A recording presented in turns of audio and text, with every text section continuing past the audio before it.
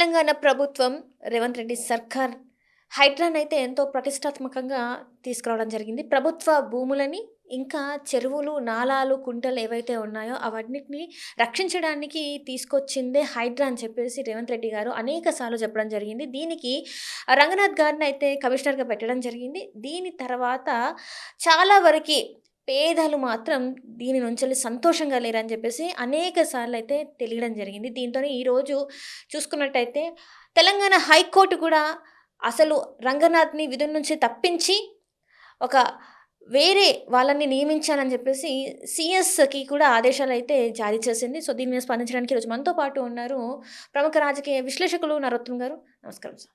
నమస్కారం. సార్, హైడ్రా ఏంటంటే చాలా వరకి హైదరాబాద్‌లో కొన్ని వందలలో ఉండే చెరువులు మాయమైపోయాయి. అసలు లేకుండా అయిపోయాయి. ఇప్పటికే చాలా ఇబ్బందులు అవుతున్నాయని చెప్పేసి ఆ చెరువుల్ని, కుంటల్ని కాపాడడానికి హైడ్రా వ్యవస్థను తీసుకొచ్చింది ప్రభుత్వం. దీనికి కమిషనర్ రంగనాథ్ గారు. కానీ రంగనాథ్ గారి విషయంలో హైకోర్టు మాత్రం సంతోషంగా లేదు. 63 సార్లు ధిక్కరణ చేశారు. And Contempt case. సో, ఇంత ఉండి ఇంతవరకు దీని మీద సరిగ్గా స్పందించలేదు. ఎన్నిసార్లు కూడా మేము ఆదేశాలు జారీ చేసినా కూడా ఖాతరు చేయట్లేదు అని చెప్పేసి హైకోర్టు అయితే చెప్పడం జరిగింది. ఇప్పుడు మరి దీన్ని ఎలా చూడాలంటారు? అంతే ఇప్పుడు ఏవి రంగనాథ్ గారు కంప్లీట్గా as a commissioner of Hydraa complete ఒక సీఎం ఒక డైరెక్ట్ ఆదేశాల మీద ఉన్నారు. హ్మ్. సీఎం డైరెక్ట్ కనుసనల్లో ఈజ్ యాక్టింగ్ హ్మ్. కదా కమిషనర్. సో అబ్జల్యూట్ పవర్స్ వచ్చేసినాయి. అడిగేటోడు లేడు. హ్మ్. అడిగేటోడు ఎవడు? ఆయన ఇంకా డైరెక్ట్ సీఎంఏ ఉన్నారు. హ్మ్. సాయంకాలం అవుతే సీఎం, పొద్దున అవుతే సీఎం, ఎవ్రీ ఇన్ఫర్మేషన్ పైన నుంచే ఆర్డర్స్ వస్తున్నాయి. So he has nothing to worry. Court కేసెసా, అడ్వకేట్ జనరల్ ఉన్నారు, the entire government is there behind him to support him. దేని గురించి వరీ అవుతారు? ఒక ఇండివిజువల్ ఆఫీసర్ అంటే కొన్ని పరిగణలో ఒక చట్టాలని అన్నిటి గౌరవించుకుంటూ కొంచెం జాగ్రత్తగా మసులుకుంటారు. ఇండివిజువల్ ఆఫీసర్ కదా, ఈ ఆఫీసర్ వెనక మొత్తం ఒక యంత్రాంగమే ఉంది. ఇప్పుడు literally entire government is backing him కదా. ఉన్నప్పుడు 63 క్వాంటమ్ కేసెస్, హైకోర్టు ధిక్కరణ, it doesn't matter much for them.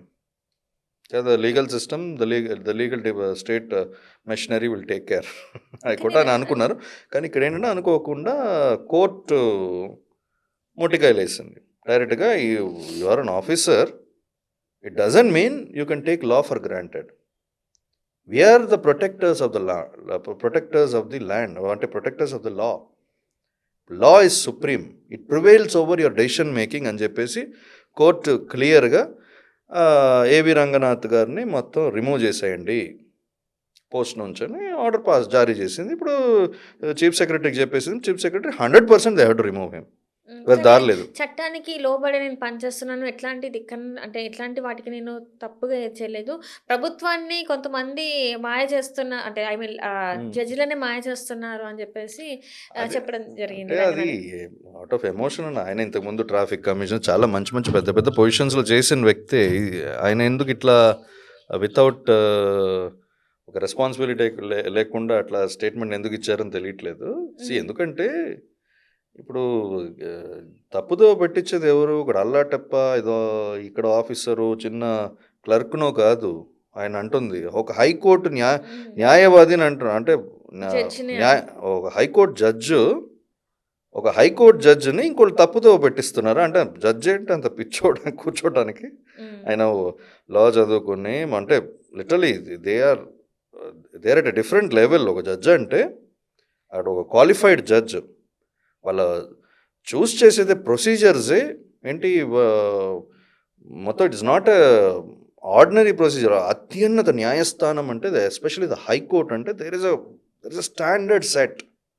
High court judge ఓ బార్ నుంచి తీసుకుంటారు, లేకపోతే వేరే విధంగా కూడా రైజ్ చేస్తారు. ఎగ్జామ్స్ డిస్ట్రిక్ట్ లెవెల్ నుంచి అట్లా తీసుకొస్తారు.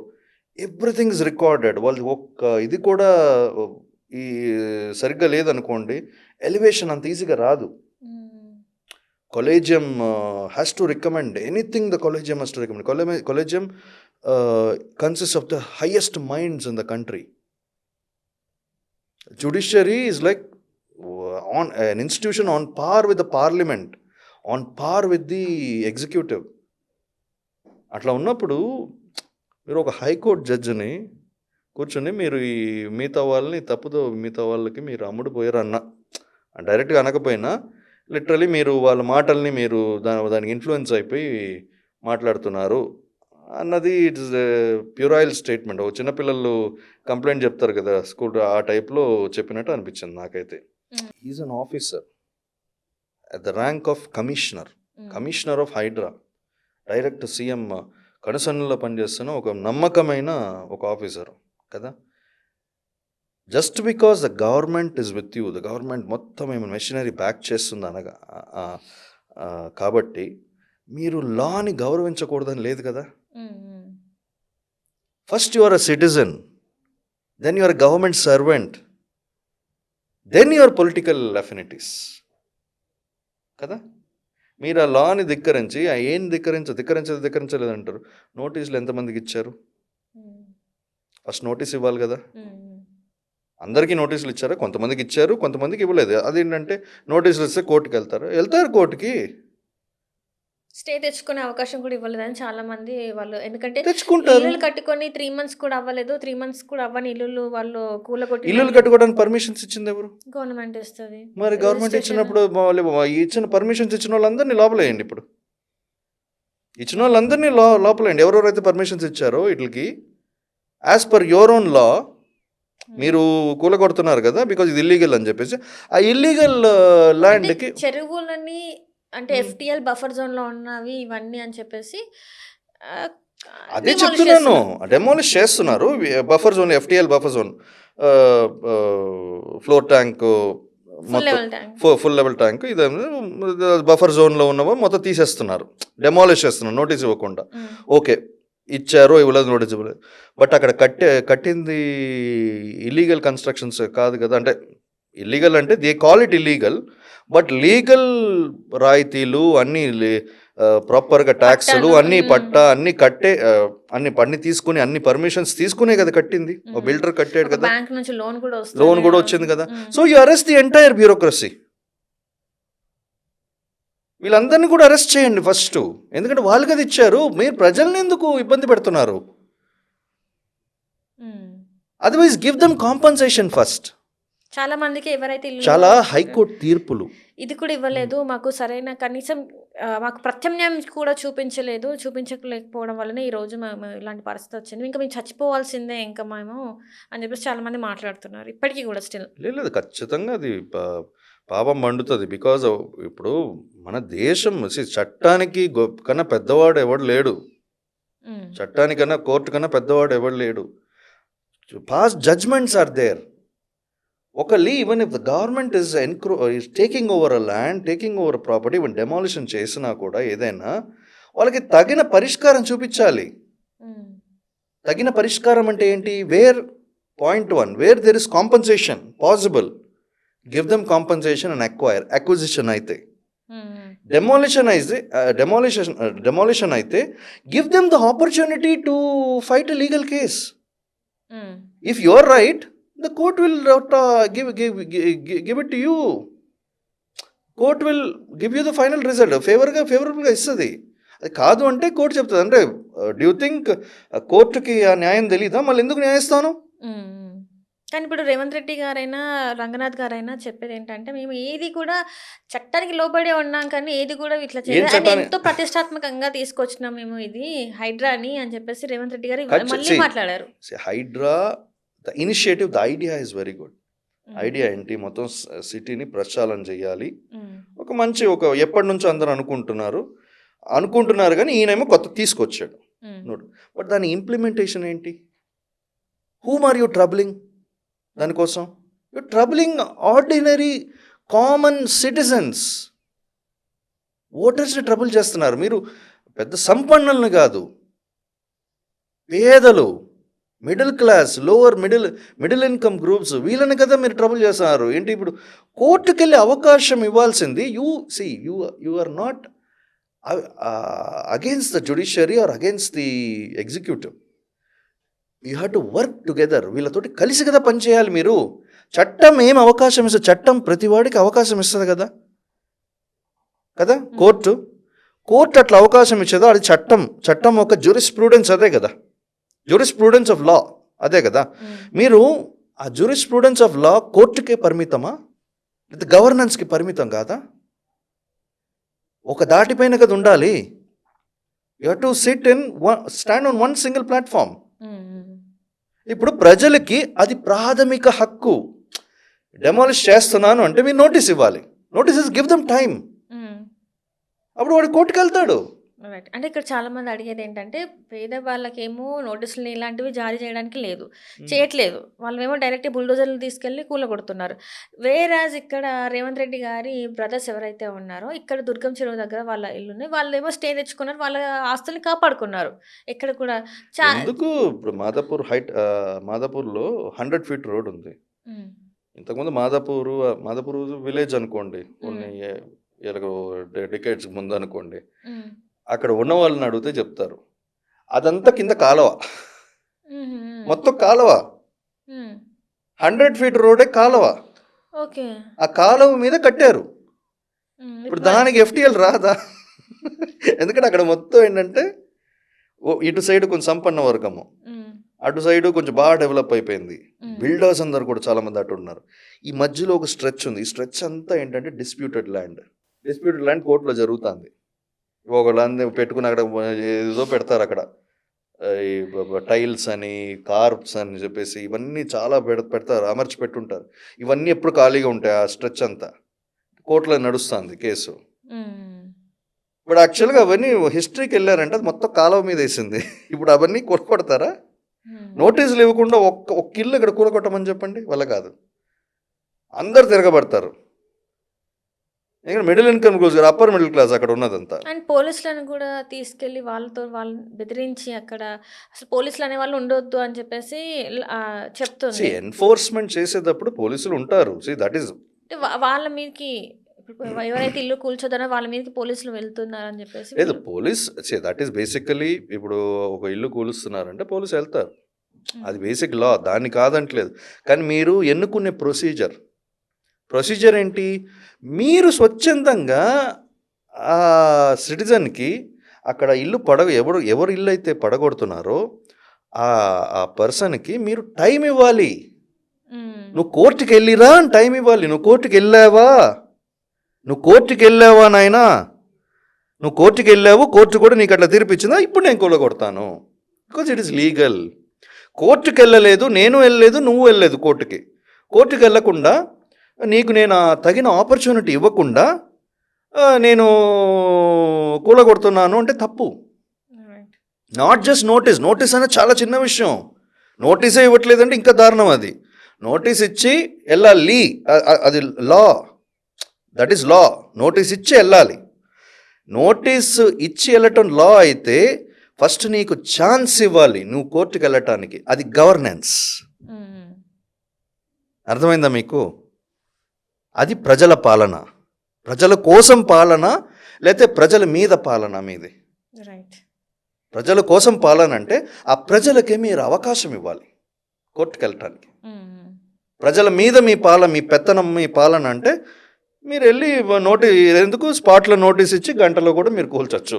ఇవాళ నోటీస్ ఇచ్చి రేపు కూల్చొచ్చు, ఆపేది లేదు. బట్ యు థింక్ అదే ప్రజలు మీకు ఓట్లు వేయాలి. రేపు ఓట్లు అదే వాళ్ళు కానీ వాళ్ళకి సంబంధించిన వాళ్ళు కానీ ఎవరైనా ఒక శతాబ్దానికి కూడా మీకు ఓట్లు వేయరు ఇలా చేస్తే. ఎందుకంటే వాళ్ళు పేద ప్రజలు డబ్బులు దాచిపెట్టుకొని ఇక్కడ లోన్లు తీసుకొని, అక్కడ వాళ్ళ దగ్గర డబ్బులు తీసుకొని, వీళ్ళ దగ్గర డబ్బులు, ఏదో ఒక సొంత ఇల్లు అంటే వాళ్ళకి జీవితం. ఏదో ఒక ఫ్లాటో ఏదో కట్టేసుకుంటున్నారు. అది అమ్మిన బిల్డర్స్, ఆ బిల్డర్స్ మీద ఏం యాక్షన్ తీసుకుంటున్నారు? ఆ బిల్డర్స్ని డబ్బులు ఇవ్వమనండి రిటర్న్. వీళ్ళకి ఎవరైతే అమ్మారో, ఎవరైతే కట్టించారో ఆ డబ్బులు రిటర్న్ ఇచ్చేసేయమనండి. ఎందుకంటే మిస్టేక్ ఎవరిది? ఆ బిల్డర్ది కదా. ఫ్లాట్స్ అయితే, ఇండివిజువల్ హౌసెస్ కట్టడానికి పర్మిషన్ ఇచ్చింది ఎవరు? గవర్నమెంటే కదా. రెవెన్యూ డిపార్ట్మెంట్ నుంచి కింద వరకు అన్ని డిపార్ట్మెంట్స్, GHMC నుంచి everybody they have given permissions కదా. మొత్తం యంత్రాంగమే పనిచేసింది కదా. వీళ్ళందరూ ఎవరెవరు ఆ పర్టికులర్ మీరు ఒక ఇల్లుని డెమాలిష్ చేస్తున్నారంటే ఆ పర్టికులర్ పేపర్స్ మీద ఎవరెవరు అయితే సంతకం చేశారో రిటైర్ అయిన వాళ్ళని కూడా తీసుకొచ్చి మీరు వాళ్ళ పెన్షన్స్ క్యాన్సిల్ చేయండి. రిటైర్ అయిన వాళ్ళు కూడా తీసుకొచ్చి పెన్షన్స్ క్యాన్సిల్ చేయండి. అయితే ఉన్న ఆఫీసర్స్ అంటే వాళ్ళని తక్షణమే వాళ్ళ పదవి నుంచి తీసేయండి. ఎందుకంటే అది ఇల్లీగల్ కదా. Right. When you term it illegal, ఇచ్చిన పర్మిషన్స్ కూడా ఇల్లీగలే. ఎందుకు దాన్ని పోయి మీరు మీరు ఏదో ఒక న్యాయం కోసం పోరాడుతున్నారు అనుకుంటే దీంట్లో అట్లా మీరు చేసి ఇంప్లిమెంటేషన్ అలా కనపడ. ప్రభుత్వం చెప్పేది ఏంటంటే సార్, ఇప్పటివరకు ఏదైతే ఆక్రమించబడిన ప్రభుత్వ భూమిని మేము మళ్ళీ వెనక్కి తీసుకురాగలిగాము, ఇది ఏదైతే చెరువులు ఉన్నాయో వీటన్నిటిని కూడా కాపాడగలుగుతున్నాం, ముఖ్యంగా చెప్పాలంటే బతుకమ్మ కుంట ఏదైతే ఉందో దాన్ని మేము మళ్ళీ కూడా వెనక్కి తీసుకొచ్చామని చెప్పేసి చెప్తుంది. తీసుకొచ్చారు సంఖ్యలు కుదుకోవడం కాదు, దానికోసం మేము తీసుకొచ్చాము కానీ ప్రజల్ని నట్టేటన ముంచేసాము అంటాం భావ్యం కాదు కదా. అది కాదు కదా ఆన్సరు. మీరు తీసుకొస్తే ఈ పాలన అంటే దేశం అంటే ఉట్టి ఆ భూమి కాదు, దేశం అంటే ప్రజల్ని చంపేసి భూమిని తెచ్చారంటే ఎవరి కోసం? మీరు రేవంత్ రెడ్డి గారు, మిమ్మల్ని సూటిగా ఒకటి అడుగుతున్నాను, నిజంగా మీరు సీఎంగా అవటానికి ముందు కూతురు పెళ్ళి కోసం పరోల్లో ఆ సిచ్యువేషన్ను మీరు ఆ జైలు పాలైనది ఆ సిచ్యువేషన్ వచ్చేసి రియల్లీ బాధపడిన వ్యక్తుల్లో నేను కూడా ఒకడిని. నిజంగా ఐ ఫెల్ట్ సో. ఎంతైనా ఒక తండ్రి ఆ కూతురు పెళ్ళప్పుడు ఈ అరెస్టు ఇదంతా చాలా బాధగా అనిపిస్తుంది. Really I felt bad. మీరు అదే ఆలోచించాలి కదా ప్రజల విషయంలో కూడా. వాళ్ళు కడుపు కట్టుకొని రెక్కల కష్టంతో అక్కడ ఇక్కడ డబ్బులు కూడబెట్టి ఎంతో కష్టంతో ఎంతో ఆశలతోటి ఓ చిన్న ఇల్లు కట్టుకుంటారు కదా. మీకున్న ఇంట్లో 10వ వంతు కూడా కాదు అది కదా.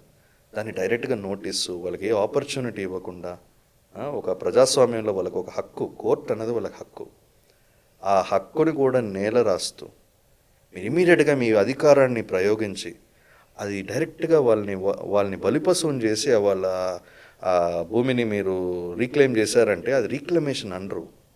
Don't reclaim it on the corpses of citizens. మీరు వాళ్ళ కష్టం అర్థం చేసుకోండి. మీరు పాలన అంటే ఉట్టి వచ్చే సంపదలో మాత్రం కాదు, ప్రజల కన్నీళ్ళలో కూడా ఉంటుంది. ఎక్కువ మంది ప్రజలు కన్నీళ్లు కారుస్తున్నారనుకోండి మీ మూలంగా, అది మీ పాలన మీ రాజ్యాన్ని కూలదోస్తుంది, గుర్తుపెట్టుకోండి. ఇప్పుడు మరి ఏంటి, ఇప్పుడు రంగనాథ్ గారిని తీసే అవకాశాలు ఉన్నాయంటారా? లేవు. ఖచ్చితంగా. ఎందుకు తీసే అవకాశం అంటే కోర్టు కన్నా ఎక్కువ ఎవరైనా కోర్టు ధిక్కారానికి అది 63 ధిక్కారాలు ప్లస్ ఇప్పుడు రీసెంట్గా కొంచెం ఓవర్ డోస్ అయిపోయింది. So the high court judge high court judge అంటే is not an ordinary position, statutory position ఉంటుంది వాళ్ళకి. మామూలుగా లైక్ ఒక జడ్జ్ అంటే literally they can direct certain things. అంటే వాళ్ళ పరిధులు కొన్ని ఉంటాయి, ఆ పరిధి ప్రకారం చెప్పి ఈ can obviously remove an officer when he finds him guilty and the court has found him guilty. నోటీసులు ఇవ్వకుండా వీళ్ళని ఇట్లా అరెస్టులు చేసి ఇట్లా ఈ భూమిలో in the name of HYDRAA వెళ్ళిపోయి మొత్తం డెమాలిషన్స్ చేసేయటం without giving proper notices, due explanations ఏమి ఇవ్వకుండా. జస్ట్ ఒక లీగల్ ఫ్రేమ్లో మేము చేసేస్తున్నాం అని అనుకుంటే సరిపోదు. అక్కడ మీరు ఏమి అక్కడ మీరు you are not doing enough అన్నదానికి ఒక ఎగ్జాంపుల్గా కోర్టు వెరీ క్లియర్గా ఇచ్చేసింది మిమ్మల్ని రిమూవల్ అని చెప్పేసి. ఖచ్చితంగా వీళ్ళు ఏ కోర్టుకి మళ్ళీ వెళ్ళినా కూడా they will see the grounds, they will see the reality. ఇప్పుడు అక్కడ రియల్టర్స్ బిల్డర్స్ వీళ్ళు వచ్చి ఇన్ఫ్లుయెన్స్ చేసేదేంటి? వీళ్ళు వచ్చి జడ్జి గారిని కలుస్తారు, వెళ్ళిపోయి అడుగుతారు ఏంటది ఏం మాటలవి, వెళ్ళిపోయి జడ్జి గారికి మీరు ఇట్లా చెప్పండి అంటే ఆయన వింటారా? ఆయన జడ్జా లేకపోతే ఏంటి నాకు అర్థం కాదు. అది చెప్పేసరికి ఖచ్చితంగా ఎవరికైనా court will feel definite when the court ఈగోని టచ్ చేస్తే కనుక ఎవరైనా భస్మం అవ్వాల్సిందే. రైట్.